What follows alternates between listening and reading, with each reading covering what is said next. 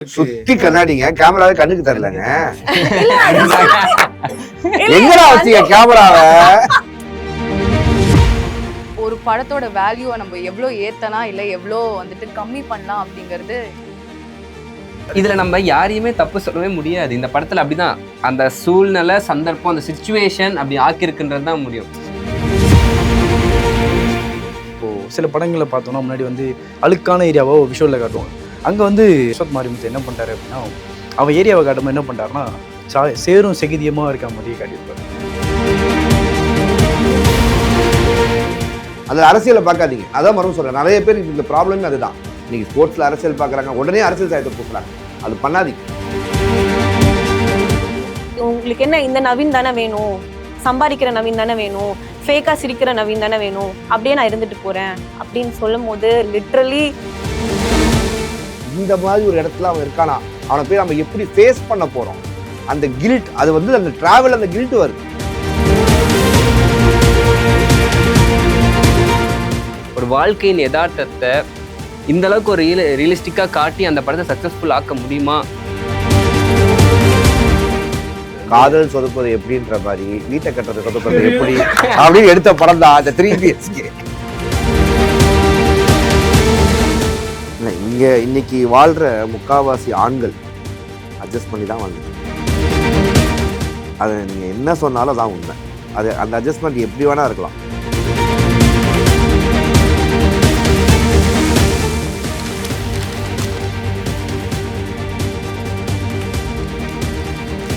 Provoke TV நேயர்கள் எல்லோருக்கும் எங்களுடைய அன்பான வணக்கம். ஸோ இன்னைக்கு நம்ம எங்கே வந்திருக்கோம் அப்படின்னு பார்த்தீங்கன்னா, என்னடா 4 பேர் இல்லாமல் 5 பேராக சுத்தமுத்தில் ஒருத்தர் ஒரு ரோலில் உட்காந்துருக்கீங்க அப்படின்னு சொல்லி யோசிச்சிருப்பீங்க. எஸ், அக்கம் பக்கம் அப்படின்னு ஒரு புதிய ஷோவை நம்ம ஆரம்பிச்சிருக்கோம். நம்மளே கை தட்டிக்கலாம். யாரும் தட்ட மாட்டாங்க. எஸ், ஸோ கடந்த 2025ல் கிட்டத்தட்ட தமிழ் சினிமாவில் நிறைய படங்களை பார்த்து நம்ம எல்லாரும் ரசிச்சிருப்போம், பேசியிருப்போம், கிரிட்டிக்கலி நிறைய விஷயம் பேசியிருப்போம், நிறைய விஷயம் பாக்ஸ் ஆஃபீஸ் வைஸ் நல்லா இதுவாக இருக்கும், நல்லா போயிருக்கும். ஸோ அந்த மாதிரி படங்களை நாங்கள் 5 பேரும் சரி எங்களுக்கு பிடிச்ச படங்களை சில படங்களை எடுத்திருக்கோம். அந்த படங்களை பற்றி பேச போகிறோம். அது மேபி கிரிட்டிக்கலி அக்ளைம் படமாக இருக்கலாம், பாக்ஸ் ஆஃபீஸில் ரொம்ப சரியாக போகாத படமாகவும் கூட இருக்கலாம். ஸோ அந்த படங்களை பற்றி தான் இப்போது இந்த டிஸ்கஷனில், அதாவது ஹாஸ்பிட்டல் அட்மிட் ஆன படமும் இருக்கும். கரெக்ட். ஸோ இந்த அக்கம் பக்கம் ஷோவில் அந்த விஷயம் தான் பேச போகிறோம். ஸோ 4 பேர் 4 விதமாக பேசுகிற மாதிரி, அக்கம் பக்கத்தில் 1000 கதைகளை பேசுகிற மாதிரி இந்த ஷோவில் நாங்கள் பேச போகிறோம். ஃபர்ஸ்ட்டு வந்து நம்மளுடைய அண்ணன் வந்து ஜோன் ஸ்டார்ட் பண்ணலாம். அண்ணன் உங்களுடைய படங்களை சொல்லுங்கண்ணே. ஓகே, ஸோ என்னுடைய படங்கள் அப்படின்னு பார்த்தா, நான் நடித்த படம் ஃபஸ்ட்டு படம் அது how do I tell you அப்படின்னா டிராகன். அசத் மாரிமுத்து அவர்கள் எடுத்து பிரதீப் ரங்கநாதன் எடுத்து நடித்து வந்த படம். அது வந்து ஜஸ்ட் ஒரு கமர்ஷியல் படம் அப்படின்றது இல்லாமல் நிறைய கருத்துக்களை கூறின படம். நிறைய ஆடியன்ஸால் அது வரவேற்கப்பட்ட ஒரு பெரிய படமாக இருந்துச்சு. 37 கோடி ரூபா பட்ஜெட் எடுத்த படம் கிட்டத்தட்ட 150 கோடிக்கு மேல் போயிடுச்சு த்ரூ அவுட் வேர்ல்ட் கிராஸ் அப்படின்ற மாதிரி ஒரு ரெக்கார்ட் அச்சீவ் பண்ண ஒரு படமாக இருந்துச்சு. அண்ட் காசு வைஸ் மட்டும் இல்லாமல் அந்த படத்தை சொன்ன கண்டென்ட்டுங்க எல்லாமே நல்லா இருந்துச்சு. குறுக்கு வழியில் நீ எவ்வளோதான் உயரத்துக்கு போனாலும் டப்புன்னு நிற்கிறவன வந்துடுவ அப்படின்றதும், இன்னொருத்தனை அழிச்சுக்கிட்டு நீ மேலே வரதும் நினைக்காத அப்படின்றதும், அப்பா தான் உனக்கு கடைசி வரைக்கும் இருப்பாங்க, உன்னை சுற்றி இருக்கிறவங்களாம் எவனும் இருக்க மாட்டான் அப்படின்ற கருத்தும், உன்னை லவ் பண்ண பொண்ணு கூட உன்னை விட்டு போயிடும் ஓகே, ஆனால் இன்னொரு பொண்ணு உனக்கு வரும், அது உன்னை பிடிச்சி வரும் அப்படின்ற மாதிரி பல கருத்துக்களை மொத்தமாக கூட்டு எடுத்து வச்சு அதுக்கப்புறம் எக்ஸும் வரும். ஆமாம், எக்ஸும் சப்போர்ட். அதாவது வில்லன் வந்து டீச்சர், அதாவது குரு அப்படின்னு சொல்லுவாங்கல்ல, குருவை வில்லனா காட்டுற மாதிரி காட்டுவாங்க. ஆனா அந்த குருனாலதான் அவர் வாழ்க்கை மாறும். குருவே மாமனார் அவர். அந்த மாதிரி ஒரு ஒரு பெரிய கருத்தை கொடுத்த படம். கிளைமேக்ஸ்ல வந்து நாங்க வந்து பார்ட் 2க்கு லீட் கொடுத்து மத்த ஹீரோயின் தான் எடுத்து உள்ள சருவோம். அவங்க ஆல்ரெடி எடுத்த படத்தோட லீட் லவ் டுடே ஆக்சுவலி ஒரு இட் இஸ் லைக் பிரதீப் ரங்கநாதனோட ஒரு கல்ட் கிளாசிக் அப்படின்ற மாதிரி ஆயிடுச்சுல. அவங்க உள்ள வந்த உடனே ஒரு அப்படியே எல்லாருமே வந்துட்டு ஓ யார் இவங்க இங்க வந்துட்டாங்களே அப்படின்ற மாதிரி பார்த்தாங்க. ஸோ அது இட் வாஸ் ரொம்ப அப்படியே ஒரு எக்ஸைட்மெண்ட் கொடுத்த ஒரு ஃபேக்டர். அண்ட் அதனால கூட நிறைய பேர் லைக் அந்த ஒரே பாட்டுக்காக கூட நிறைய பேர் பார்த்தேன் அப்படின்லாம் வந்து சொன்னாங்க. ஸோ எனக்கு அந்த படம் நான் ஓவராலாக ஜாலியாக பார்த்து என்ஜாய் பண்ணேன். பட் இருந்தாலும் வந்து சில விஷயங்கள் வந்து இப்படிலாம் ரியல் லைஃப்பில் நடக்குமா அப்படின்ற மாதிரி இருந்துச்சு. ஏன்னா தான் விரும்பின பொண்ணு அவ்வளோ பொய் சொல்லி அவ்வளோ பண்ணது அவங்கள கல்யாணம் பண்ணுன்றதுக்காக தான். கல்யாண மேடையில் போயிட்டு அந்த கில்ட்டில் எல்லாத்தையும் விட்டுட்டு அப்போ அவர் உண்மையை சொல்லியிருந்தா, உண்மையை சொன்னால் எல்லாம் காலி, அதோட லைஃபே முடிஞ்சு. அந்த ஒரு சுச்சுவேஷனில் ஜென்ரல் ஹியூமன் பீங் யாராக இருந்தாலும் சரி ஓகே, அதாவது நம்ம கல்யாணம் பண்ணிட்டு நம்ம இருக்க ஆஃபீஸில் அந்த பையனுக்கு ஒரு வேலை வாங்கி கொடுத்தாலும் அப்படின்னு நினைப்பாங்க. ஸோ அவர் அங்கேருந்து விட்டுட்டு தான் வாழ்க்கையை விட்டுட்டு ஜெயிலுக்கு போயிட்டு வந்து அந்த அளவுக்கு ப்ராக்டிக்கலாக ஒர்க் அவுட் ஆகுமா அப்படின்னு அது கொஞ்சம் எனக்கு அது ப்ராக்டிக்கலாக இது ஒத்து போகாத ஒரு லாஜிக்கலி இன்கரெக்டாக இருக்கே அப்படின்னு இருந்துச்சு. ஆனால் கருத்துப்படி பார்த்தா அப்படி தான் வந்திருக்கணும். பட் அது இன்னும் கூட கொஞ்சம் ஜஸ்டிஃபை பண்ணுற மாதிரி இன்னும் போயிருந்தா இன்னும் நல்லா இருக்குமே நீங்க அப்படின்னு சொல்ற மாதிரி இது போயிருந்தா கிட்டத்தட்ட தப்பான விஷயத்த அதுதான் நான் தான் அஸ்வத் மாரிமுத்து நார்மலைஸ் பண்ணிட்டாரு. இல்ல அதான் நான் சொன்னேன், தான் கருத்து அதான் நான் என்ன சொன்னேன்னா ஜஸ்டிஃபை லாஜிக்கலி அதுதான் கரெக்ட். இப்படி எப்படி சொல்றது, கருத்து வைஸ் பார்த்தா அந்த படத்துல வந்ததான் கரெக்ட். ஆனா அந்த நேரத்துல இன்னும் வேற மாதிரி அது நமக்கு இன்னும் கனெக்ட் ஆகிற மாதிரி அந்த பையனோட இன்னும் பேக் ஸ்டோரி ஏதாச்சும் காட்டி இவர் வந்து மேபி கல்யாணம் பண்ணிட்டா கூட வேற ஏதாச்சும் பண்ணி, அதாவது தான் என்னதான் அவர் வந்து ஹெல்ப் பண்ணியிருந்தாலும் அந்த பையனுக்கு வேலையே வாங்கி கொடுத்துருந்தாங்க, இவரை மாதிரியே அந்த பையனுக்கும் வேலையை வாங்கி கொடுத்து அந்த பையனை வைத்து என்ன பண்ணிருந்தாலும் அந்த பையன் ஒரு பேர் வந்துச்சுல்ல ஃபெயில், அது வாழ்க்கை முழுசு அந்த பையனுக்கு ஒரு அடையாளம். அந்த அடையாளத்தை மாத்தினார்ல, அதுதான் அந்த கதையோடைய கருத்து. ஆனா ஓவராலா கிளைமேக்ஸ்லயே பார்த்தா அவங்களோட பொண்ணையே அவர் வந்து கொடுத்துட்டாரு. மிஸ்கின் வந்து அவங்களோட பொண்ணே கொடுத்தது அது கொஞ்சம் ஆனா அக்செப்ட் பண்ண முடியல சார். அது இவ்வளோ என்றதாலும் அவன் நிறைய ஃபெயிலியர் அதெல்லாமே பார்த்துதான் வந்து மிஸ்கின் இருந்திருக்காரு. ஸோ ஆனா இவ்வளோ ஒரு பெரிய விஷயத்த நம்பி அவங்க பொண்ணை கொடுக்கறது அப்படிங்கிறது ப்ராக்டிக்கலா அது வந்து நடக்குமா இல்லை ஒர்க் அவுட் ஆகுமா? மிஸ்கினுக்கு வந்து அப்புறம் தேடி கண்டுபிடிச்சா அவன் ஜெயில இருந்து எப்போ வந்தான்னு தேடி கண்டுபிடிச்சு போல. மிஸ்கின் வீட்டுக்கு பிரதீப் வராரு, ஒரு இந்த பாயா அவர் உழைக்க இன்னும் கத்துக்கிட்டாரு, ரொம்ப நார்மலா இருக்காரு. அவர் பார்த்த அந்த டிராகன் இது இல்ல. ஃபர்ஸ்ட் இவர் ஸ்விக்கி டெலிவரி பாயா போவார், அதெல்லாம் முடிச்சு ஜெயிலெல்லாம் முடிச்சு ஸ்விக்கி டெலிவரி பாயா போவாரு. போகும் பட்சத்துல மிஸ்கின் அவரை பார்த்து என்னடா அப்படி இருக்க அப்படின்னு அப்போ அவர் எல்லாம் சொல்லுவார். ஓகே, இவ்வளவுதான். அதாவது எப்படி கனெக்ட் பண்ணியிருப்பாங்கன்னா அந்த படத்துடைய ஸ்டார்டிங்ல ஒரு ஸ்விக்கி டெலிவரி பாய் இவர் வேலை வெட்டி இல்லாத பிரதீப்பை பார்க்க வரும்போது அவர் கலாய்க்கிற விஷயத்த லாஸ்ட்ல அவரை ஒரு எனக்கு வந்து இது போடுங்க ஸ்டார் போடுங்கன்னு சொல்ற மாதிரி கனெக்ட் பண்ணியிருப்பாங்க. அங்கே அந்த படத்துல எல்லா பக்கமுமே உங்களுக்கு லாஜிக்கலி டாட்ஸ் கனெக்ட் ஆயிருக்கும். மேபி உங்களோட லாஸ்ட் கடன் பொண்ணே கொடுக்குறாரா அப்படின்றது மேபி அது கமர்ஷியலா உங்களுக்கு தோணுச்சுனாலும் ஒய் நாட் அப்படின்றது தான் ஆடியன்ஸோடைய தாட்டா நான் நினைக்கிறேன். படத்தோட கருத்துப்படி ஓகே தான் ப்ரோ, அப்படிதான் இருக்கணும். ஜஸ்டிஃபை ஒரு நியாயம் நீதி அப்படின்னா கரெக்டாக அந்த பையனுக்கு வந்து அந்த ஒரு பிளாக் மார்க் இல்லாமல் காப்பாற்றுறது தான் கரெக்டான விஷயம். ஆனால் பிரதீப் ரங்கநாதன் அந்த ஒரு கேரக்டராக டிராகனாக அது பண்ணுறது தான் கொஞ்சம் அக்செப்ட் பண்ணிக்கணும். ஏன்னா ஸ்டார்டிங்கில் அப்படியா ஒரு கேரக்டர் இருந்துட்டு சேஞ்ச் கிராஜுவலாக காட்டியிருந்தா கூட ஓகேவா இருந்திருக்கும். முடிச்சுட்டு எல்லாமே அவருக்கு வந்து அதுதான் அதுக்காக தான் அவ்வளோ பண்ணுறாரு. நைட்லாம் தூங்காமல் அவ்வளோ படித்து ஒன்று பண்ணி அது ஒரு பேப்பர். அவங்க அம்மா கிட்ட ஒரு வார்த்தை சொல்லுவார், கவனிச்சிங்களா? அதில் சொல்லுவார், அதாவது இன்னொருத்த வாழ்க்கையை காலி பண்ணி நான் தப்பு கெட்டவன் தான், ஆனா இன்னொருத்த வாழ்க்கையை காலி பண்ணி நான் வாழ்ற அளவுக்கு கெட்டவன் இல்லைம்மா. அந்த வார்த்தை தான் நீ சொன்ன எல்லாத்துக்கான ஆன்சர்.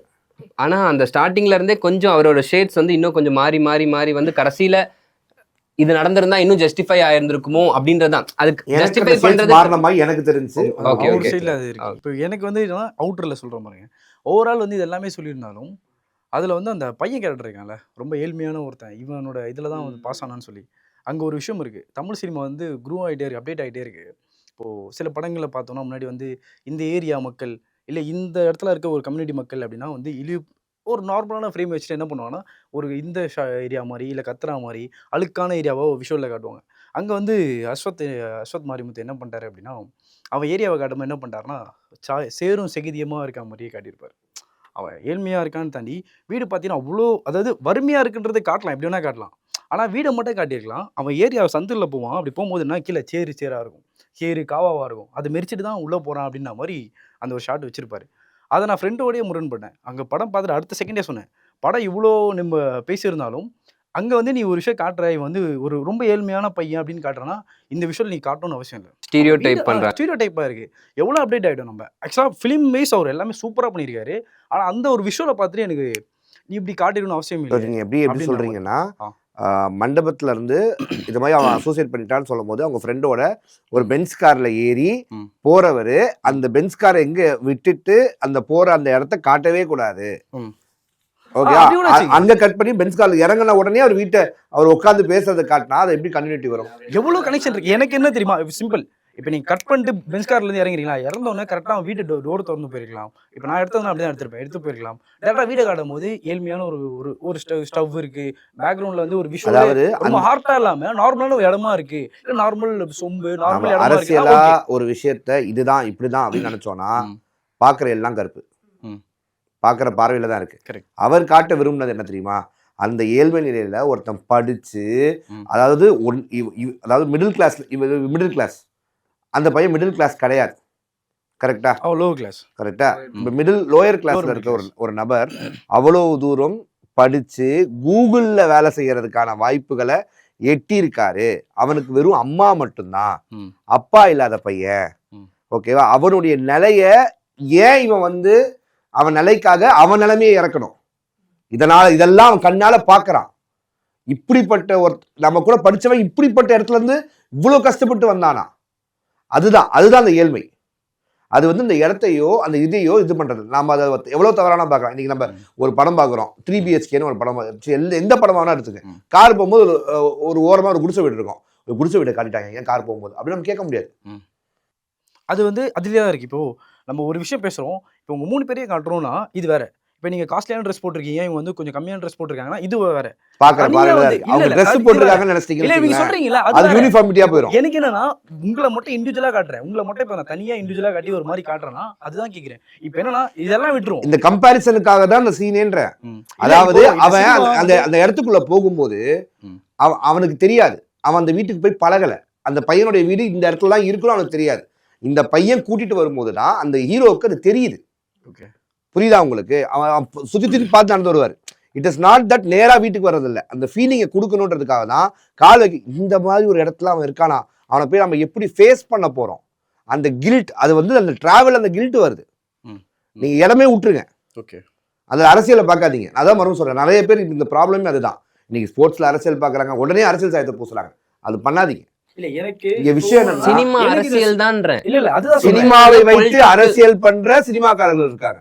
எல்லா சினிமாவும் அரசியல் பண்றாங்க. இல்ல சினிமா வந்து ஒரு பொலிட்டிக்கலான ஒரு விஷயம் தான். சினிமா பார்த்து எத்தனை பேர் இன்ஃப்ளூயன்ஸ் ஆகி அதை ஒரு அதான் சொல்றேன், சினிமாவை வைத்து அரசியல் பண்றவங்க இருக்காங்க, அரசியல் படம் எடுக்கிறவங்க இருக்காங்க. அதுல இருக்கிற அரசியல் நல்ல அரசியல் நம்ம எடுத்து பேசிக்கிறோம், அது பண்ணலாம், அது அரசியல் படமே அவங்க சொல்லுவாங்க.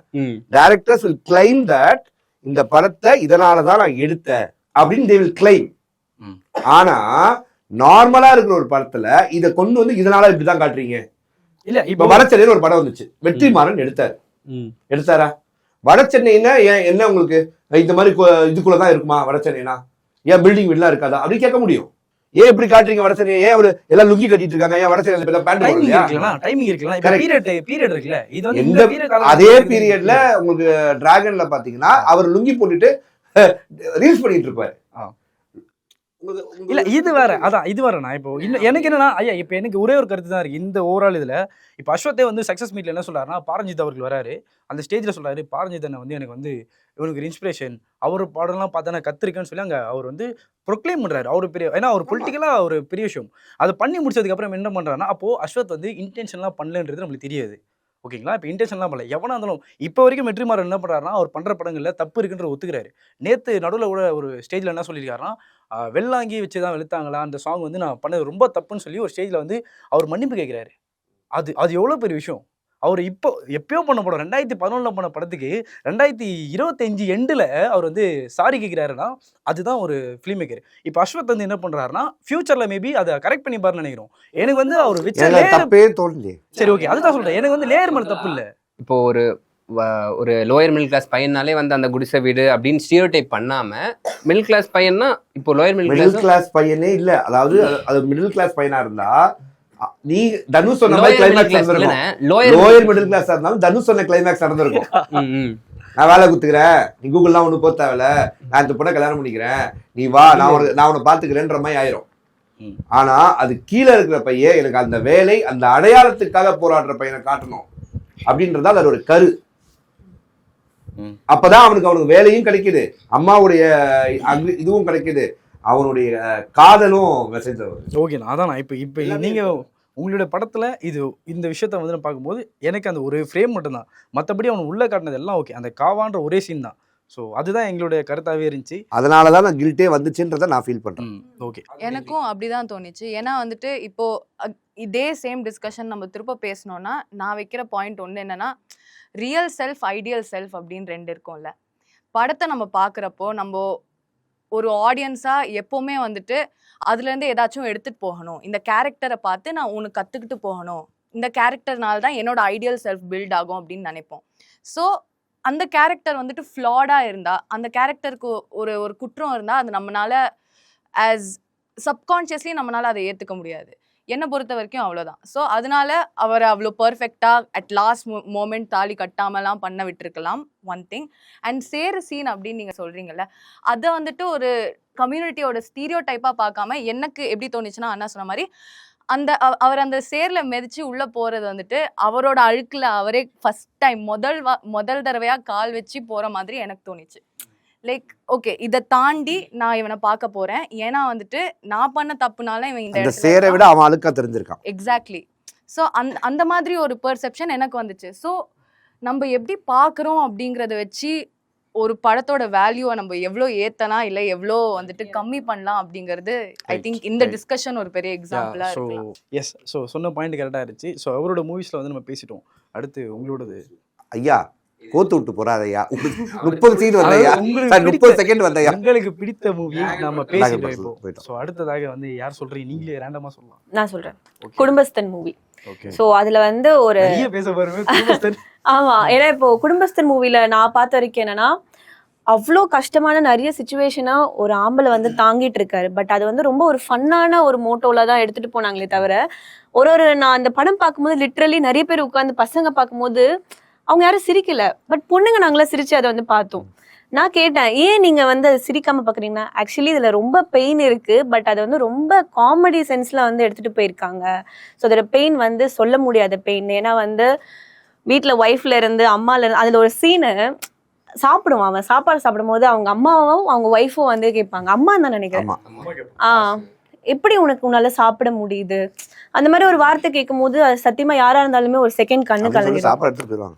ஆமா, ஐயோ ஐயோ அதெல்லாம் பார்க்கும்போது லாஸ்டா என்ன சொல்லுவாங்க உங்களுக்கு, லாஸ்டா கூட ஒரு டைலாக் இருக்கும், உங்களுக்கு என்ன இந்த நவீன் தானே வேணும், சம்பாதிக்கிற நவீன் தானே வேணும், ஃபேக்கா சிரிக்கிற நவீன் தானே வேணும், அப்படியே நான் இருந்துட்டு போறேன் அப்படின்னு சொல்லும் போது லிட்ரலி அந்த ஒரு கிளைமேக்ஸ்ல தான் ஒரு பசங்க எந்த அளவுக்கு சஃபர் ஆகுறாங்க அப்படிங்கிறது எனக்கு தெரிஞ்சுது. ஸோ அதுதான் என்னோட தி பெஸ்ட் மூவி 2025ல பார்த்தா அது வைப்பேன், ஃபர்ஸ்ட்ல வைப்பேன். அந்த படத்தை பத்தி உங்களுடைய கருத்து? அந்த படத்துல மேலோட்டமா இல்லை, அந்த படத்துல மெயினோட கருத்து என்ன இருக்குன்னா, அவன் வந்து ஃபர்ஸ்ட் ஓப்பனா பேசுவான், எல்லாமே வந்து தோன்றத கோவத்தை வெளிப்படுத்திடுவான். அதனால அவன் ஃபேஸ் பண்ற கான்சிக்வன்சஸ் தான் வந்து அவனுக்கு வேலை போயிடும், அதுக்கப்புறம் தான் வந்து கடன் வாங்குவான், அந்த மாதிரி விஷயங்கள்லாம் நடக்கும். ஸோ அவனுக்கு என்ன ஆயிடுச்சுன்னா, லைஃப்ல நம்ம கடைசி வரைக்கும் நம்ம வந்து இவங்களுக்குலாம் அட்ஜஸ்ட் பண்ணிக்கிட்டு வாழ்ந்தாதான் வாழ்க்கையா அப்படின்ற மைண்ட் செட்டுக்கே வந்துடுவான். அதுக்கப்புறம் தான் அது ஒன்றும் கிடையாது, உனக்கு பிடிச்ச மாதிரி நீ வாழலாம், நீ வந்து ஒரு சாரி கேட்டு அட்ஜஸ்ட் பண்ணிட்டும் வாழலாம் அப்படின்றத ஒன்று சொல்லியிருப்பாங்க. அது கொஞ்சம் நல்ல, பட் அதுல அவனுக்கு வந்து அந்த ஒரு ரியல் ஹாப்பினஸ் இருக்காது இல்ல. ஆனா கடைசியில வந்து சாக்ரிஃபைஸ் தான். வீட்ல இருக்கவங்க எல்லாருமே அவனை புரிஞ்சுக்கிறாங்க. இங்க இன்னைக்கு வாழ்ற முக்காவாசி ஆண்கள் அட்ஜஸ்ட் பண்ணி தான் வாழ்ந்துட்டு இருக்கு. அது நீங்க என்ன சொன்னாலும் தான் உண்மை. அது அந்த அட்ஜஸ்ட்மெண்ட் எப்படி வேணா இருக்கலாம். அதாவது வேலையில் அட்ஜஸ்ட்மெண்ட்டாக இருக்கலாம், ஃப்ரெண்ட்ஷிப்பில் அட்ஜஸ்ட்மெண்ட்டாக இருக்கலாம். ஏன்னா வெளியில் போக முடியாது, ஃப்ரெண்ட்ஸுக்கு குடும்பஸ்தராக ஆகிட்டாவே ஃப்ரெண்ட்ஸுக்கிட்ட அதிகமாக டைம் ஸ்பெண்ட் பண்ண முடியாது. ஆஃபீஸில் லீவ் லெட்டர் கேட்குற மாதிரி ஃப்ரெண்ட்ஸோட வெளில போகிறதுக்கு அங்கே பர்மிஷன் லெட்டர் போடணும். இந்த மாதிரி எல்லாத்தையுமே பசங்க வந்து ஒரு அட்ஜஸ்ட் பண்ணி தான் வாழ வேண்டிய கட்டாயத்தில் இருக்காங்க. அதில் எதுவும் மாற்று கருத்தும் கிடையாது. ஆனால் இதில் என்ன நம்ம ஒரு விஷயமா ஒரு படிப்பினையாக நான் அதில் குடும்பஸ்தரில் பார்த்தேன் அப்படின்னா, எல்லாத்தையுமே ரொம்ப அழகாக ப்ராப்பராக சேனலைஸ் பண்ணி அந்த படத்தில் இருந்த பிஜிஎம் உட்பட உங்களுக்கு அந்த ஃபீல் கொடுத்து, ஓகேவா, அந்த கேரக்டர்ஸ் இருக்குல்ல, அந்த அம்மா கேரக்டர்லாம் நீங்க வேற எந்த படத்துலையும் நான் பார்த்த மாதிரி எனக்கு ஞாபகம் கூட இல்லை. அந்த மாதிரி கேரக்டர்ஸை கரெக்டா சூஸ் பண்ணி கரெக்டா கொண்டு வந்து இறக்கியிருப்பாங்க. அதுல நீங்க சொன்ன மாதிரி அவர் அட்ஜஸ்ட் பண்ணி தான் வாழணும்ன்றது கிடையாது. பட் அவருடைய வார்த்தைகளுடைய அந்த தாக்கம் இருக்குல்ல, choice of words and anger management, இது வந்து எப்படி ஒருத்தரை டவுன்ஃபாலுக்கும் கொண்டு போவோம். எப்படி என்னதான் நீ உழைத்தாலும் உங்களுக்கு ஆப்பரண்ட் ஒண்ணு பிடிச்சி இழுக்க ட்ரை பண்ணுவான், ஆப்போசிட் ஒருத்த கடையை போட்டிருப்பான், இழுக்க ட்ரை பண்ணுவான். இருந்தாலும் உழைப்பு இருந்துச்சுன்னா உன்னால முன்னேறலாம். இந்த மாதிரி பல விஷயத்த கிட்டத்தட்ட குடும்பஸ்தன் வந்து ஒரு motivation story for all middle class men. எனக்கு பார்க்கும்போது இப்போ கோயம்புத்தூர் அப்படின்னு சொல்லும்போது நிறைய கோயம்புத்தூர் பற்றி நம்ம நிறைய பேசியிருப்போம், நிறைய இது விஷுவலாக பார்த்துருப்போம். பார்க்கும்போது எனக்கு இந்த வாவுன்னு சொல்லுவோம் பார்த்தீங்களா, எல்லா படம் பார்த்துட்டு சூப்பரா பயங்கரம்ண்ணா அப்படின்னு கையெல்லாம் தட்டுவோம். அப்போ எனக்கு என்னன்னா இந்த ஓவரால் இந்த ஹீரோயின் வைக்கும்போது ஒரு இன்டர் காஸ்ட் மேரேஜ் பண்ணியிருக்காங்கன்னு சொல்லி ஹெல்த்தியான ஒரு விஷயத்தை வந்து கொண்டு வராங்க. ஹெல்த்தியான கொண்டு வந்துட்டா இப்போ என்னன்னா அதில் என்ன சிக்கல் இருக்குது அப்படின்னு சொல்லி அவங்க வீட்டுக்குள்ளே அம்மா அப்பாவை போடுற சண்டை, அந்த பொண்ணை இழிவுபடுத்துகிற விஷயம், சின்ன சின்ன விஷயத்தில் இழிவுபடுத்துவாங்க. பண்ணி முடிச்சுட்டு அந்த ஒரு ஷாட் இருக்கும். அப்போது எனக்கு ஸ்பெசிஃபிக்காக ஒரு ஷாட்டில் ரொம்ப சிரித்தேன். என்னென்னா வந்து 2 இடத்துல வந்து அவங்க ஏதோ எஸ்சி கேட்ரிங்ஸ் ஏதோ போட்டிருப்பாங்க. என்னம்மா அந்த சரியான வாய்ஸ் அவங்களுக்கு அந்த அந்த கோயம்புத்தூரோட ஸ்லாங்கில் பேசுவாங்க. என்னங்க எஸ்சின்னு ஓப்பனாக போட்டிங்க அப்படின்னு. இல்லைங்க சிவனாண்டி கேட்ரிங்ஸ் இது. ஓ சிவனாண்டி கேட்ரிங்ஸா, நீங்கள் கூட ஓப்பனாக தான் போட்டு வந்துட்டீங்களோ அப்படின்னு நினச்சோம் அப்படின்னு ஒரு விஷயம் சொல்லுவாங்க. எவ்வளோ பெரிய ஸ்டேட்மெண்ட்டை அசால்ட்டாக ஒரு ஃபன்னாக சொல்கிறாங்க. அதாவது ஏதோ சொல்லுவாங்க போல், இந்த வாழைப்பழத்தை சாப்பிட்ற மாதிரி சொருவிட்டு ஊசியை வச்சு சொருவுறோம்ல, அந்த மாதிரி விஷயத்த வந்து சொல்லும் போது பரவாயில்ல நம்ம இதுதானே எதிர்பார்க்குறோம். ஒரு படம் எடுக்கிறோன்னா இன்னார் அன்னாருன்னு இல்லாமல் எல்லாருமே பார்க்கணும், எல்லாருக்கும் வேணும் அப்படின்றதானே எதிர்பார்க்குறோம். அந்த ஒரு விஷயம் வந்து எனக்கு அந்த படத்தையே வந்து ரொம்ப ஓஹோன்னு கொண்டாடணுன்றத தோணுன விஷயம்னா அந்த ஸ்பெசிபிக் டைலாக் சொல்லலாம். இந்த படத்தை பத்தி பேசுறப்போ குரு சோமசுந்தரத்தை பத்தி நம்ம பேசி ஆகணும். விஷயம். இந்த பக்கம் எப்படி மணிகண்டன் வந்து ஒரு நல்ல கேரக்டர், அவர் வந்து பேசுறது எல்லாமே பட்டு பட்டுன்னு பேசினாலும் நீதி நேர்மையோட இருக்காரோ, அதுக்கு ஆப்போசிட்டா எப்படி மாமன் கேரக்டர். ஓ மை ஆபீஸ்ல காட். எப்பயுமே ஒருத்தர் இருப்பாரு, சிங் சாங் பண்ணிட்டு சொல்றாரு correct, you are correct sir சொல்லிட்டு இருப்பாரு. சோ அந்த மாதிரி ஒரு கேரக்டரோட லைஃப் எப்படி போகுதுன்றது. இவர் என்ன சொல்றாருன்னா கடைசியில நீ சொல்றதாமா கரெக்ட், நீ என்ன சொல்லி அதை செய்யறேன்றாங்க. அவர் இல்ல நீ சொல்றதா கரெக்ட் அப்படின்வாங்க. இது ஆக்சுவலா இந்த சேம் டைலாக்க நான் ரெட்ரோல நம்ம தலைவரும் இன்னொருத்தங்க இருப்பாங்க. ரஜினி சார் வந்து கெட்டவனா இருப்பாங்க, இன்னொருத்தர் வந்து நல்லவரா இருப்பாரு. 2 பேரும் ஒரு நைட்ல மீட் பண்ணி சண்டையை போட்டு ஒரே வீட்டுல படுத்துவாங்க. இவருக்கு அட்வைஸ் பண்ணுவாரு, இவருக்கு அட்வைஸ் பண்ணுவாரு. இல்ல அது சூப்பர் படம். சோறுண்டு சுகமுண்டு அந்த படம். சோறுண்டு சுகமுண்டு மாதுண்டு மாதண்டாலே சொர்க்கத்தில் இடமுண்டு போடா. ரஜினி கமல் தான். ரஜினி காளின்னு நினைக்கிறேன், ஏதோ ஒண்ணு எனக்கு தெரியல. அந்த படம் வந்து இதே கண்டென்ட் தான். இந்த கிளைமேக்ஸுக்கும் அந்த கதைக்கும் கருவே அந்த கருதான். இவன் நல்லவராயிருவா, இவன் கெட்டவராயிருவா, இவங்க 2 பேரும் மீட் பண்ணி சண்டே ஆகி அப்புறம் ஃப்ரெண்ட்ஸ் ஆகிறது தான் அந்த கதை. இதுல கடைசியில 2 பேரும் ஒரே சமநிலைக்கு வந்துருவாங்க. நீ சொன்னது கரெக்ட். அவங்க வேலை அவன் பார்த்துட்டு அவன் நீதி நேர்மையோட வேலை பார்த்தான்னா அவன் வாழ்க்கையில ஜெயிப்பான். கடைசியில ஒரு மாரல் ஆஃப் தி ஸ்டோரியா முடிச்சாங்க. எந்த படம் வந்தாலும் நல்ல கருத்துக்களை கொடுத்துச்சுன்னா அந்த படம் மக்களால மதிக்கப்படும். உங்க சாய்ஸ். காந்தா பார்த்தேன். காந்தா வந்துட்டு எனக்கு ரொம்ப பிடிச்ச. தியேட்டர்ல பாத்தீங்களா, ஓடிடில பாத்தீங்களா? ஓடிடில தான் பார்த்தேன். தியேட்டர்ல போய் ஏன்னா அந்த படம் தியேட்டர்ல பார்க்கும்போது வேற மாதிரி ஒரு ஃபீல். தியேட்டர்ல பார்த்தோம். அது உங்க ஃபேவரட் ஃபிலிம் இல்ல, எனக்கு ஃபேவரட் ஃபிலிம். ஏன்னா வந்துட்டு ஓகே பட் லைக் ஒரு ஃபேவரட் ஃபிலிம் நாங்க சொல்றோம்னா எங்களுக்கு தெரியல, சாய்ஸ் இல்ல. பட் ஃபேவரட் ஃபிலிம்னா அது கண்டிப்பா ஒன் ஆஃப் தி ஃபேவரட்ஸ். எனக்கு வந்துட்டு ஐ திங்க் என்னோட லைக் டாப் 5ல காந்தா இருக்கும் கண்டிப்பா. அண்ட் ஏன்னா வந்துட்டு first of all cast, Dulquer Salmaan, Samuthirakani and Rana Daggubati. எனக்கு வந்துட்டு எல்லாருமே ரொம்ப பிடிக்கும். அவங்களோட மோஸ்ட் நுவான்ஸ்ட் பெர்ஃபார்மன்சஸ் எல்லாம் கூட பார்த்தாச்சு. அண்ட் இப்போ இந்த பெர்ஃபார்மன்ஸ் ஹீரோயினை விட்டீங்க, பாக்யஸ்ரீ தான். அவங்க பாக்யஸ்ரீ பயங்கரமா பண்ணாங்க. நான் இதான் அவங்க ஃபர்ஸ்ட் டைம் பார்த்தேன். அவங்க பேர் பாக்யஸ்ரீ தானே, if I am not wrong scientifically இருக்காது. அது எப்படி மூணு தப்பா சொல்றீங்க? டெக்னிக்கலி அது பாக்யஸ்ரீ தான். அவங்க பேர் மட்டும் கொஞ்சம் எடுங்க. எடுங்கடா சொல்றேனான்ட்டு கரெக்ட்டா செக் பண்ணிட்டீங்களா? நீங்க அது செக் பண்ணலையா? அப்போ மெசேஜ் பண்றீங்களா ஷூட் போயிட்டு இருக்கப்போ? சரி சரி. எனிவேஸ் எனக்கு அவங்க பேர் தெரியல. இதுதான் அவங்களோட ஃபர்ஸ்ட் பெர்ஃபார்மன்ஸ் நான் பாக்குறது. பயங்கரமா பண்ணிருந்தாங்க. பட் நான் படத்தை ஃபர்ஸ்ட் பார்த்ததுக்கு காரணம் கரெக்ட் பாக்யஸ்ரீ தாங்க. ஐ அம் நாட் ராங். ஆர்வத்தை பாருங்க. இவ்வளவு நேரம் படத்தை பத்தி பேசணும், அப்ப ஃபீல் கிடையாது. அப்ப இந்த ஃபீல் இல்ல, இந்த எக்ஸைட்மென்ட் கிடையாது. பாக்யஸ்ரீ கண்டுபிடிச்சதுக்கு அப்புறம் என்ன இருக்கா தம்பி. சோ இவங்க 3 பேருக்காக தான் நான் ஃபர்ஸ்ட் படமே ஓபன் பண்ணி பார்த்தேன். அண்ட் சொல்லவே தேவையில்ல, எனக்கு ஆக்சுவலி மகாநட்டி என்னோட most favourite film of all time. So அங்க துல்கரை பார்த்துட்டு திருப்போ இதுல அதே ஒரு ஃபீல்ல துல்கர் படம் மட்டும் தான் பாக்குற மாதிரி இருக்கு. அப்படி இல்ல, எல்லா படமும் பாக்குறோம். பட் துல்கர் கொஞ்சம் ஃபேவரட். சோ எனிவே எக்ஸாக்ட்லி எப்படி இல்லாம போகும். சோ அந்த மாதிரி. பட் எனக்கு என்னன்னா வந்துட்டு அந்த படத்திலேயே அவங்க எல்லாம் நடிக்கிறாங்கல்ல. சோ நடிக்கிறது எப்படி அப்படின்ற அந்த ஒரு ஃபேசினேஷன் வந்துட்டு பயங்கரமா இருந்துச்சு. படத்துக்குள்ள படம். படத்துக்குள்ள படம் அப்படிங்கிறது சூப்பரா இருந்துச்சு. எனக்கும் என்னன்னா, நான் வந்து இவர் சொல்லிக்கிறேன், நான் ஆடியன்ஸோட பாயிண்ட் ஆஃப் வியூ சொல்றேன். எனக்கு என்னன்னா, நானும் சீட்டோட எஜ்ஜில் தான் இருந்தேன். அந்த சீன் பார்க்கும்போது டைலாக் வந்து எனக்கு ரைட்டிங் வந்து தமிழ் பிரபா வந்து இன்வால்வ் ஆயிருக்காரு. ஸோ அவரோட நாவல் நான் படிச்சிருக்கேன், கோசலை படிச்சிருக்கேன், அப்புறம் பேட்டை நாவல் படிச்சிருக்கேன். அதெல்லாம் படிச்சதுனால ரைட்டர் யாருன்னு எனக்கு தெரியும். அப்போ என்னோட வியூ என்னவா இருந்துச்சு அப்படின்னா, ரைட்டர் பேசுறான் அந்த இடத்துல, டைரக்டர் ஒரு சைட் பேசிட்டு இருக்கானோ அதே மாதிரி ரைட்டர் பேசிட்டு இருக்கான் கூட உட்காந்து அப்படின்ற விஷயம்ல பார்த்தேன். ஒரு சிம்பிளா ஒரு டிஃபரன்சியேஷனே சொல்றேன். பாகுபலியை ரசித்த கூட்டம் பொன்னியின் செல்வன் ரசிக்கல. ஏன்? பொன்னியின் செல்வன் ஒரு ஆர்ட், அது ஒரு புக்கு, அந்த புக்கை படமா ஆக்குனாங்க. பாகுபலி ஒரு கமர்ஷியல் கண்டென்ட், ஓகேவா? அது ஒரு ஃபிக்ஷன். கூட ஒன்னு சேர்த்து யாத்திசைன்னு சொல்லி இன்னொரு ஒரு கோல்டு ஒன்று வந்து, அந்த கோல்டை பத்தி நான் பேசுறேன், கண்டிப்பா பேசுவேன். ஸோ இந்த விஷயங்கள் நடந்துச்சு. இதுக்கு நடுவில் யாத்திசை கோல்டு கம்மியான பட்ஜெட்ல அருமையான படத்தை அருமையா எடுத்திருந்தாங்க. அவரை அந்த படத்துல ஹீரோவா நடிச்ச நபரை நான் மீட் பண்ணியிருக்கேன், செய்வோன நல்ல மனிதரும் கூட, அண்ட் செம்ம டேலண்டட், அதெல்லாம் ஓகே. பட் இந்த யாத்திசை ஏன் சுத்தமா ஓடல? ஏன்னா அந்த இடத்துக்கே போல. அந்த படத்தை பார்த்தவனால அந்த படம் சூப்பர்னு சொல்லுவான். நான் பார்த்தேன் அந்த படம். அந்த அளவுக்கு அது வெயில் இல்லை இதுலயும் பண்ணியிருப்பாங்க. இங்க ப்ராப்ளமே என்னன்னா, ரசிப்புத்தன்மை ஒவ்வொருத்தவங்களுக்கும் வேற, சாய்ஸ் ஆஃப் மூவிஸ் வேற. அதனால அந்த படம் தரம் தாழ்ந்த படம் அப்படின்னு நம்மளால சொல்ல முடியும். அதுல ஒருத்தங்க உழைப்பு இருக்கு அப்படின்ற ரெஸ்பெக்ட் நம்ம எப்படி இருந்தாலும் எல்லா படத்தும் கொடுத்தாகும். நான் காந்தா பார்க்குறப்ப எனக்கு ஒரே ஒரு விஷயம் தான் தோணுச்சு. ஒரு ஈகோ மனுஷனை எந்த அளவுக்கு எக்ஸ்ட்ரீமா மாத்துன்றது தான். குரு சிஷ்யனுக்குள்ள இருக்க அந்த ஈகோ தான் மேட்ரு. குருவுக்கு என்ன ஈகோனா, நான் வளர்த்துட்ட பையன் என்னை விட மேலே போயிட்டான், அவன் டேட் வாங்குறதுக்கு நான் வெயிட் பண்ணுமா. சிஷியனுக்கு என்னன்னா, என்னதான் நீ குருவா இருந்தாலும் நான் இப்போ பீக்ல இருக்கேன், நான் சொல்றது நீங்க கேட்க கூட மாட்டீங்களா அப்படின்ற ஒரு ஈகோ. இதுக்கு நடுவுல மாட்டினது தான் ஹீரோயின். இந்த ஹீரோயின் வந்து இவங்க 2 பேரும் எப்படியாச்சும் சேர்த்து வச்சிடணும் அப்படின்னு பாக்குறாங்க. ஒரு டைம்ல குருவும் அந்த ஹீரோயினை வெறுக்கிறாங்க, சிஷியனும் அந்த ஹீரோயினை வெறுக்கிறப்போ என்ன நடக்குதுன்றது தான் கான்செப்ட். அதுல நமக்கு தெரிஞ்சிடும் காத்தாடி நூலு கை.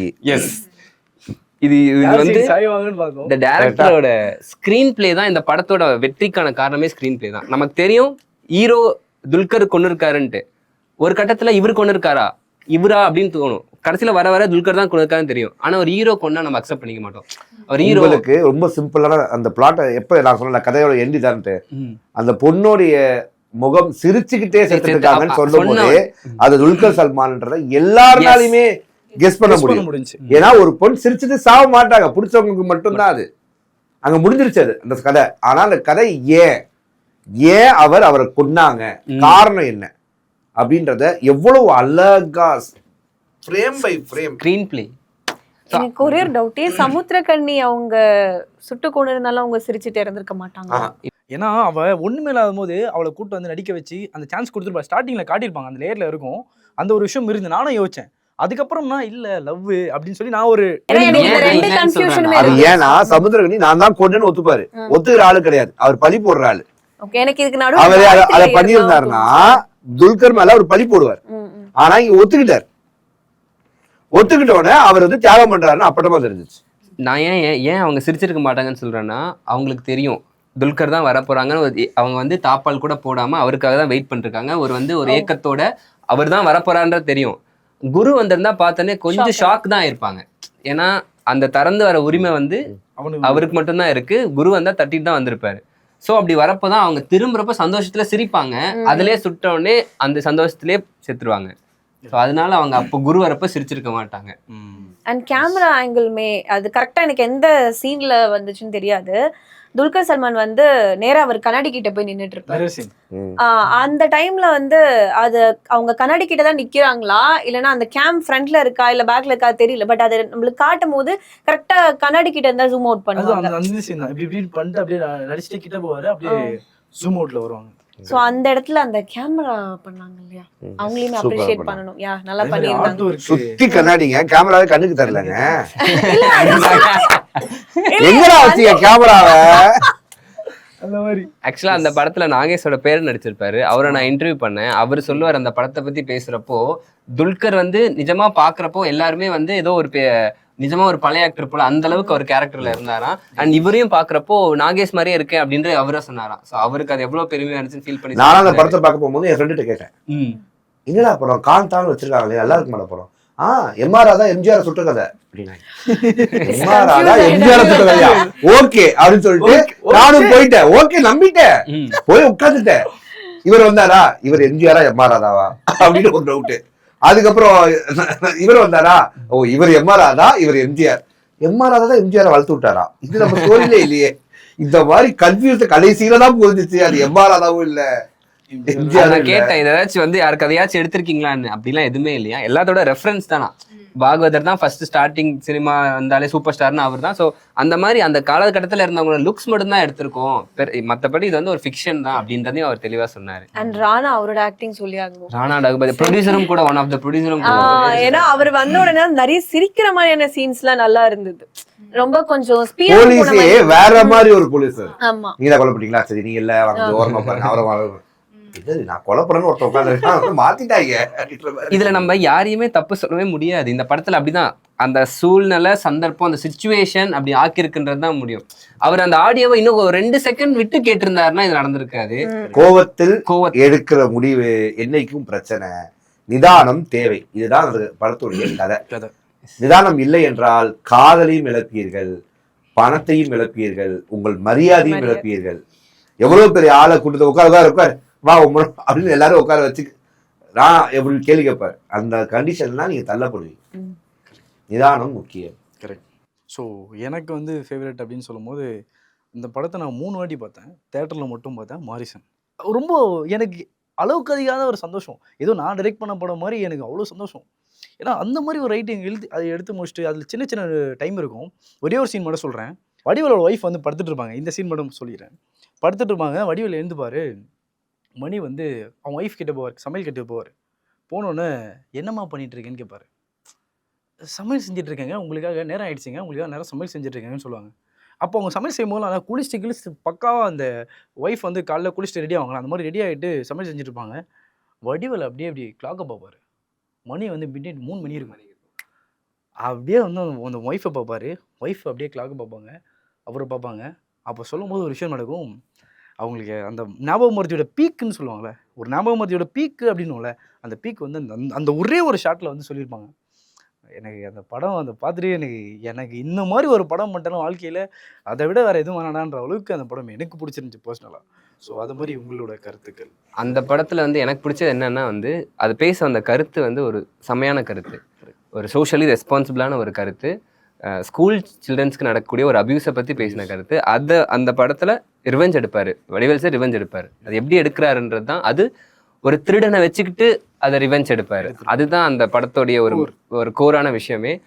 நான் ஃபஸ்ட்டு பார்த்தோன்னே வடிவேல் சார் ஃபகத் ஃபாசில் நம்ம ஏற்கனவே மாமனில் பார்த்துட்டோம். இதில் எப்படி இருக்கும் ட்ரைலர் பார்க்குறப்போ இது வந்து பார்க்குறப்போ ஒரு மலையாள படத்தோட சாயல் மலையாள படம் மாதிரி தான் ஃபீல் ஆச்சு. நான் தேட்டரில் பார்க்குறப்பையும் அந்த டோன் ஆகட்டும் எல்லாமே அந்த ஒரு மலையாள படத்தில் தான் இருந்துச்சு. ஆனால் எனக்கு என்ன ஒரு வலியான விஷயம்னா, இந்த படம் பெருசாக பாக்ஸ் ஆஃபீஸ்லேயோ கமர்ஷியலாவோ சக்ஸஸ் ஆகாத காரணம் என்னன்றது எனக்கு இன்னும் தெரியல. இந்த மாதிரி படங்கள் பாக்ஸ் ஆஃபீஸில் நல்லா பெர்ஃபார்ம் பண்ணாததுக்கான காரணம் என்னவா நீங்கள் பார்க்குறீங்கன்னு? நான் என்னவா பார்க்குறேன் அப்படின்னா, அந்த படம் வந்தபோது கூட வந்த படங்கள் என்ன அப்படின்றத பார்க்கணும். ஓகேவா? அதே போல் அது எத்தனை ஸ்க்ரீன் கிடைத்த ஒரு படம், ஒரு பட்ஜெட் எப்போ முடிவாகும்னா அந்த படத்துக்கு எத்தனை ஸ்க்ரீன் கிடைக்குதுன்றதை பொறுத்து தான். ஓகேவா? இந்த கதை கலக்கத்துக்கு ஒரு பட்ஜெட் இருக்கும்.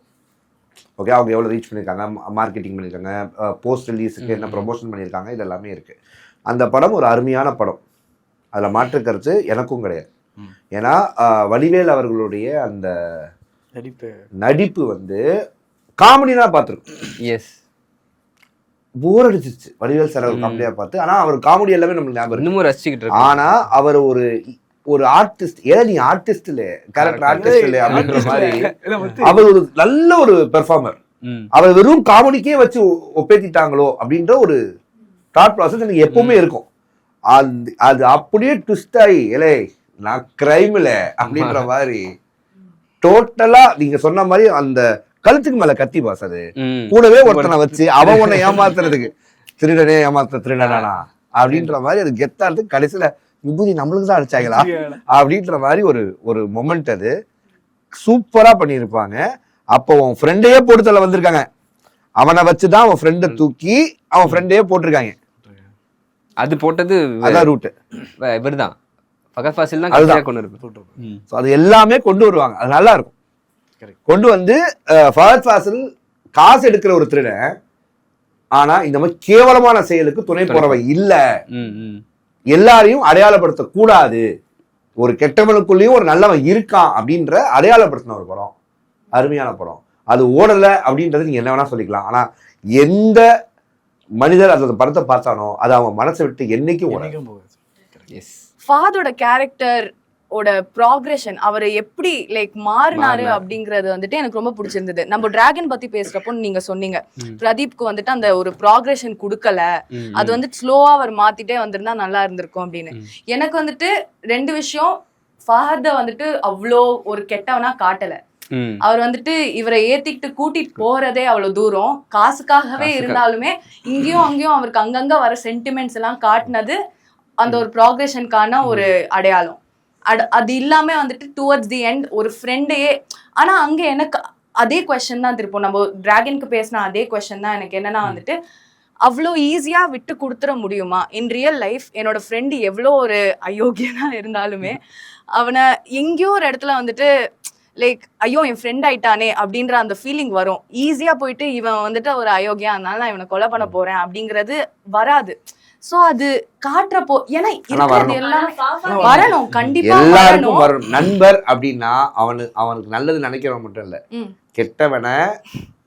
கெட்டவன் சொல்றவனும். கரெக்ட் தான். கொலை பண்ற அளவுக்கு ஒருத்தனால போக முடியுமா? ஏன்னா இருக்கிறது எல்லாமே இந்த படத்துல வந்துட்டு பாக்குறப்போ வந்துட்டு ஏதோ ஒரு படம் பாக்குறோம் அப்படின்னு தோணல. அது ஒரு சண்டை நடந்து ஒரு சண்டையில யதார்த்தமா நடக்கிற விஷயம் தான் அது. ஆமா. பிளான் பண்ணி அது நடக்காது. இதெல்லாம் அவங்க ரெண்டு பேரும் கொண்டுருவாரு. அந்த நண்பர் ஃபகத்தை கொள்ளணுமா இல்ல ஃபகத் அந்த நம்பரை கொள்ளணுமான்றதான் கதை. அது மட்டும் இல்லாம நிறைய கேம் பிளே பண்ணுவாரு. அந்த ஃப்ரெண்டுமே என்ன பண்ணுவாருன்னா, ஃபஹத் வந்து எதுல வீக்கு, அந்த மாதிரி குழந்தைங்கள் எல்லாம் அந்த மாதிரி பண்ற ஒரு பர்சன் கிடையாது. ஏன்னா அதுல ஒரு குழந்தையுமே வந்து காட்டுவாங்க, ஓகேவா, அவர் ரொம்ப க்ளோஸா இருக்க மாதிரி. சோ வந்து ஃப்ரெண்டுமே என்ன பண்ணுவாங்க, வடிவேல் தான் இப்படி எல்லாம் பண்றாங்க, சோ அவருக்கு இந்த ஏமாற்றமும் இருக்கு. நான் உன்ன ஒரு ஃப்ரெண்டா உன்னை நம்பி இருக்கேன், எனக்கு இந்த விஷயம் பிடிக்காதுன்னு தெரியும், ஒருத்தர் மேல நீ வீண் பழி போடுற, பிளஸ் நீயும் அது பண்றனா அப்ப நீ தானே தப்பானவன். இவர் வந்து இவ்வளவு வயசாகியுமே அவங்க ஒய்ஃப்காக பிளஸ் வந்து அந்த மத்த குழந்தைங்க இந்த மாதிரி ஆகக்கூடாதுன்ற ஒரு நல்ல எண்ணத்தோட அந்த வயசுலயுமே அவர் வந்து பண்ணிட்டு இருக்காரு அந்த ஒரு விஷயத்த. சோ இப்படிப்பட்டவர் இருக்கணும், நீ இருக்க கூடாது, அதுக்காக கொள்றாங்க. ஃபைனலாக நான் 2025 நிறைய படங்கள் பிடிச்சிருந்தாலும் எனக்கு அந்த படம் பார்த்துட்டோம், அந்த டேரக்டர்கிட்ட பேசிட்டோம், ரொம்ப கனெக்டான படம் வந்து 3 BHK written and directed by Sri Ganesh. So இந்த படம் எனக்கு ரொம்ப பிடிக்கும். படம் பார்க்குறப்போ ஃபஸ்ட்டு ஆரம்பிக்கிறப்போ அது ஒரு எக்ஸ்பெக்டேஷன் இல்லாமல் தான் போனேன் பெருசாக. ஏன்னா அதுக்கு முன்னாடி அவர் எடுத்த படம் வந்து குருதியாட்டம், பெருசாக அவருக்கு போகல. அது முடிச்சுட்டு எனக்கு அவர் அந்த 8 தொட்டக்குலேருந்தே ரொம்ப பிடிக்கும் அந்த டேரக்டரை. ஸோ குருதியாட்டம் ஒழுங்காக போடல, ஸோ இதாச்சும் நல்லா இருக்கும் அப்படின்ட்டு ஒரு இன்டென்ஷனில் தான் போனேன். போகிறப்போ ஸ்லோவாக ஆரம்பிச்சிச்சு. ஒரு வாட்டி போகிறப்போ நானே அந்த கதைக்குள்ளே இம்மன்ஸ் ஆகிட்டேன். என்ன தான் வந்து நம்ம அந்த சுச்சுவேஷனில் இல்லைனாலும் அந்த கேரக்டர்ஸும் அதுக்கப்புறம் அவங்க ஃபேமிலியும் வந்து நம்ம அந்த கதைக்குள்ளே ஒரு ஆளாக மாற்றிடுச்சு. பார்த்துட்டே இருக்கோம், நமக்கு டென்ஷன் ஆகுது. வர வர அந்த ஹீரோ கேரக்டர் நீங்கள் போய் சொல்லு அப்பாட்ட, இன்ட்ரெஸ்ட் இல்லைன்னு சொல்லலேண்டா அப்படின்ற மாதிரி நமக்கு ஒரு தோணுது. அப்பா இந்த இப்போ வீடு கிடைச்ச வீடு கட்டிடுவாங்க வரப்போ அங்கே நடக்கலை அப்படின்றப்போ ஒரு டிசப்பாயிண்ட் ஆகுது. மறுபடியும் வராங்க. ஒரு வாழ்க்கையின் யதார்த்தத்தை இந்த அளவுக்கு ஒரு ரியலிஸ்டிக்காக காட்டி அந்த படத்தை சக்ஸஸ்ஃபுல் ஆக்க முடியுமா அப்படின்னு கேட்டால் 3 BHK பண்ணுச்சுன்றது வந்து காதல் சொதுப்பது எப்படின்ற மாதிரி வீட்டை கட்டுறது சொதுப்பது எப்படி அப்படின்னு எடுத்த படம் தான் அந்த 3 BHK. என்ன பொறுத்த வரைக்கும் சொல்லலாம், எவ்வளவு ட்விஸ்டா கொடுப்பீங்க, வீடு கட்டுவாரா கட்டப்படலாம், இருடா என் சொத்தை வித்தாரா கொடுத்தா அப்படின்ற மாதிரி அவ்வளவு தூரம் தயவு செய்து கட்டி முடியலடா அப்படின்ற மாதிரி ஆயிடுச்சு. பட் நல்ல ஒரு அருமையான படம், அதுல எனக்கு எந்த மாற்று கருத்தும் இல்லை. அண்ட் சித்தார்த் அவர்கள் ஒரு அண்டர்ரேட்டட் ஆக்டரா இப்ப மாறிட்டார். 3 BHK படம் ரொம்ப அருமையான படம், கரெக்டா ப்ராப்பரா அவங்க அதை எடுத்திருந்தாங்க, அதை ரிலேட் பண்ணிக்க முடிஞ்சு. Every people can relate. இப்ப இவ்வளவுதான் நல்ல படமா அப்படின்னு மக்கள் நினைச்சீங்கன்னா கிடையாது. இப்பதான் சொல்ல ஆரம்பிச்சிருக்கோம், நிறைய சொல்லுவோம். ஓகேவா, இன்னொரு டூரிஸ்ட் ஃபேமிலி இருக்காப்ல, DNA இருக்காப்ல, வீரதீரசுரன் இருக்கு, அப்புறம் பைசன் இருக்கு, அந்த மாதிரி நிறைய படங்கள் இருக்கு. இது வந்து பேசுவோம். இது part 1. Correct. Part 2 part 3 part 100 வரைக்கும் போகும். நீங்க அந்த பார்ட் That 1 is நீங்க வயசான வரைக்கும் இந்த சோல் அர்த்தம். நடத்துவோம். பார்ட் 1க்கு நீங்க கொடுக்குற அன்பை பொறுத்து பார்ட் 2 பார்ட் 3 எல்லாம் எப்படி வரும்ன்றத நீங்க பாருங்க. சொல்லிக்கிறோம். பாருங்க, So, இந்த அன்புக்கெல்லாம் காரணம் அந்த சோல்ற தூக்கிட்டு இருக்கிற தம்பி தான், கார்த்தி தம்பி தான். அவரை பாத்துங்க. எஸ். ஸோ இதோட இந்த எபிசோட முடிச்சுக்கிறோம். அக்கம் பக்கத்துல 4 பேர் 4 விதமா பேசுற மாதிரி 5 பேர் 5 விதமா பேசியிருக்கோம். ஸோ உங்களுடைய கருத்துக்கள் எவை இருந்தாலும் கமெண்ட் செக்ஷன்ல மறக்காம சொல்லிட்டு போங்க. அடுத்த And எபிசோட் உங்களுக்கு பிடிச்ச படத்தையும் மறக்காம Comment கமெண்ட் செக்ஷன்ல போடுங்க. அடுத்த எபிசோட்ல அதையும் உள்ள போட்டு நாம் டிஸ்கஸ் பண்ணுவோம். ஓகே, இத்துடன் உங்களை இந்த விடைபெறுவது உங்களுடைய Jo Michael, Pavithra, Vijay Dhanush, Siva. Karthik Titus. Tata.